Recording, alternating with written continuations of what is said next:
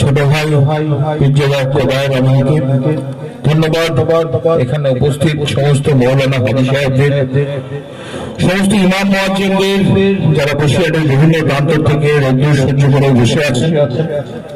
আপনাদের এই প্রোগ্রাম আলোচনা শুরু থেকে আপনাদের যার ডাকে আসা, যে সংগঠনের ডাকে আসা, তাদের সম্পর্কে অনেক আলোচনা হয়েছে। আপনারা জানেন এই বিল যখন আসে লোকসভাতে, সারা ভারতবর্ষের অনেক দল আছে, একটা দল সরব হয়েছিল, তার নাম আমার মুখ্যমন্ত্রী মমতা বন্দ্যোপাধ্যায়, তৃণমূল কংগ্রেস। তারা আন্দোলন করেছিল, তারা বারবার সরব করেছিল দাবি তোলার, যার মাধ্যমে আমাদের পূর্বপুরুষের দেওয়া জমি, কবরের জমি, আপনাদের মসজিদের জমি, তার উপর ওয়াকফ বোর্ডের যে অধিকার, সে অধিকার ছিনিয়ে নেওয়ার যে ষড়যন্ত্র, মোদী আম্বানিদের যে বিক্রি করে দেওয়ার, আদালতে বিক্রি করার যে ষড়যন্ত্র করেছে, তার বিরুদ্ধে সরব হয়েছিলেন আমার মুখ্যমন্ত্রী মমতা বন্দ্যোপাধ্যায়। আগামীকাল নেতাজি ইন্ডোর স্টেডিয়ামে তিনি এক বিশাল জনসমাবেশের ডাক দিয়েছেন, যার ডাকে আপনারা এসেছেন, তিনি উপস্থিত থাকবেন ওখানে। আমরা সবাই জানি ভারতবর্ষের কাছে অনেক যন্ত্রণার বিষয় আছে।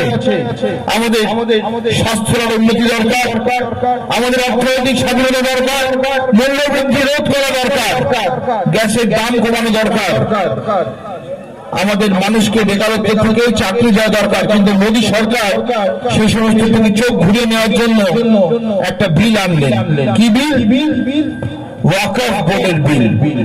ওয়াকফের উপর কেন্দ্রীয় সরকারের শক্তি বাড়িয়ে তারা সেগুলো দখল করে, ইতিমধ্যে উত্তরপ্রদেশে শুনেছি কোথায় নাকি দখলের কাজ শুরু হয়ে গেছে, বিল পাস হয়েছে। কিন্তু আমার মুখ্যমন্ত্রী মমতা বন্দ্যোপাধ্যায় ডাক্তারহীন খণ্ডে পরিষ্কার হয়ে বলে দিয়েছেন, বাংলায় ওয়াকফ বিল লাগু হবে না।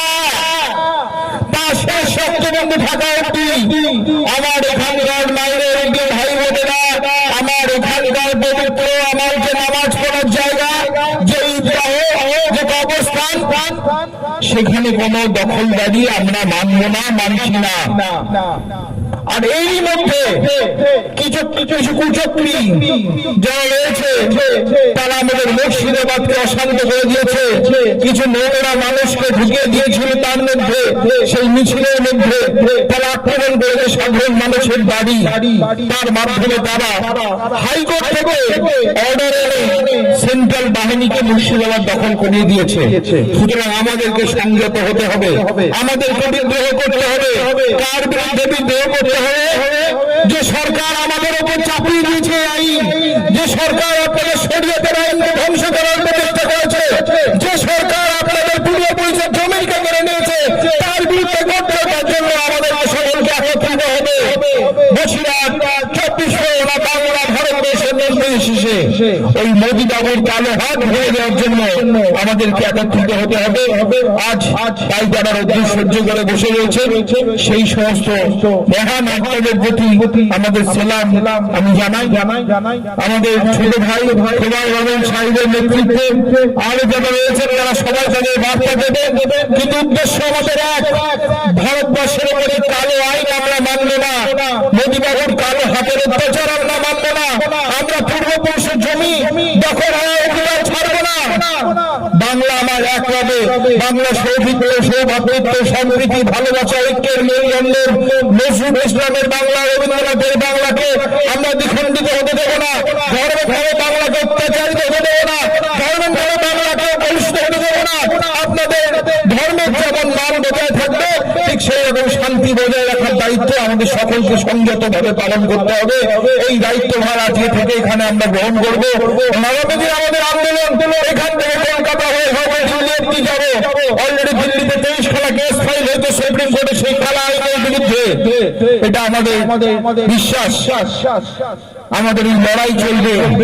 আপনাদের উপরওয়ালা আল্লাহ তাআলার আশীর্বাদে নিশ্চয়ই জয়লাভ হবে। আর মোদী বাবুর কাল হাত আমরা ভেঙে এই আইনকে নিঃশেষ করতে পারবো এবং বাংলায় এই আইন প্রতিষ্ঠিত হবে না। এই বলেই আমরা আমাদের বক্তব্য শেষ করছি। ধন্যবাদ।